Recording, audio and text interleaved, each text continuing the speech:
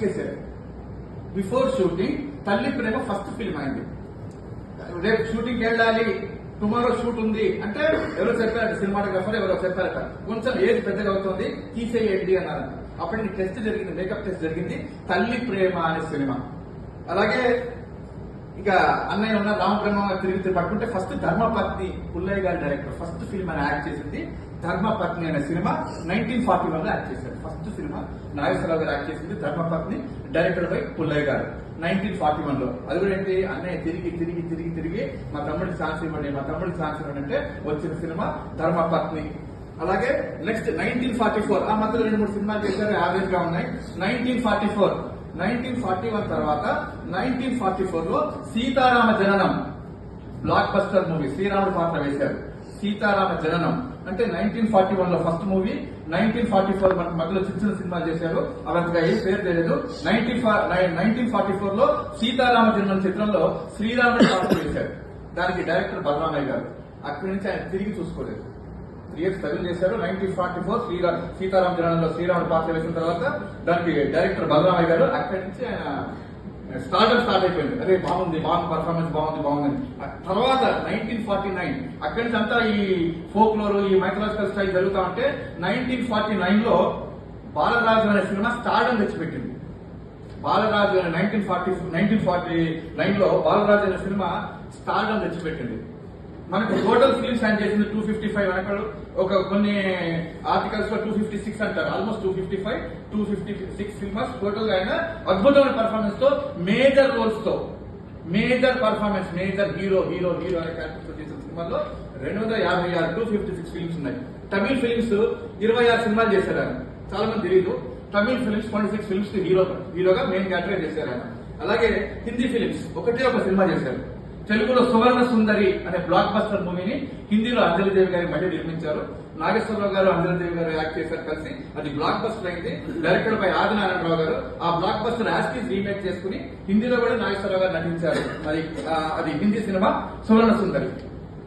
తర్వాత ఆయనకి ఎక్కువ క్రేజ్ అప్పటికిప్పటికి ఏంటంటే డాన్సింగ్ స్టార్ దసరా బుల్లోడు అనే సినిమా ఆయనకి స్టెప్స్ తో బాగా మోగించింది. అందరికీ తెలుసు, అప్పుడు ఏ ఆర్కెస్ట్రా జరిగినా, ఏ పెళ్లి జరిగినా నాగేశ్వరరావు గారు స్టెప్స్ వేయాలి అంటే పడవెత్తుకు వచ్చింది కన్నెపిల్ల, ఇట్లాంటి పాటలు చాలా ఉన్నాయి. దసరా బుల్లోడు 1970 నుండి డాన్సింగ్ స్టార్, ఈ స్టెప్పులు చేయాలి, ఎలా చేయాలి, సినిమాలో కొత్త ట్రెండ్ తీసుకొచ్చిన డాన్సింగ్ స్టెప్స్ లో అక్కినే నాగేశ్వరరావు గారు దసరా బుల్లోడుతో.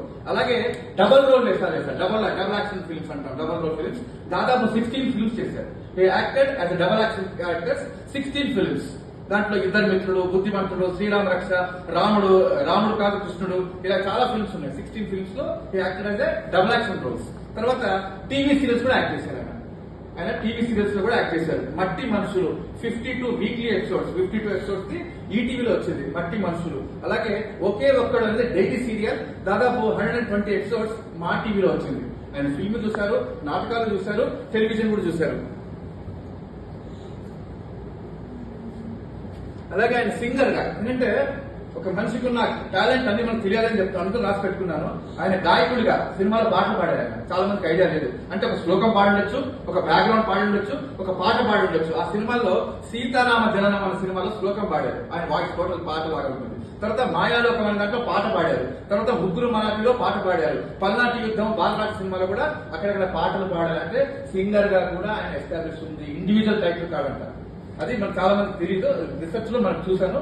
గాయకుడిగా కూడా ఆయన మంచి పేరుంది. అలాగే ఇండియన్ సినిమా ఇండస్ట్రీలో హైయెస్ట్ అంటే ఒక హీరో ఎక్కువ హీరోయిన్స్ తో యాక్ట్ చేసింది నాగేశ్వరరావు గారు. దాదాపు 60 హీరోయిన్స్, 60 మంది హీరోయిన్స్ తో నటించిన ఏకైక హీరో నాగేశ్వరరావు గారు. 60 హీరోయిన్స్. అందులో సావిత్రి, అంజలిదేవి, వాణిశ్రీ, జయసుధ, భానుమతి, జమున, కృష్ణకుమారి, బి సరోజదేవి. ఒకసారి లెక్క సరదాగా చూద్దాం, అందరికి తెలియాలి కాబట్టి. సావిత్రితో 36 ఫిలిమ్స్, హీరో హీరోయిన్ 36 ఫిలిమ్స్.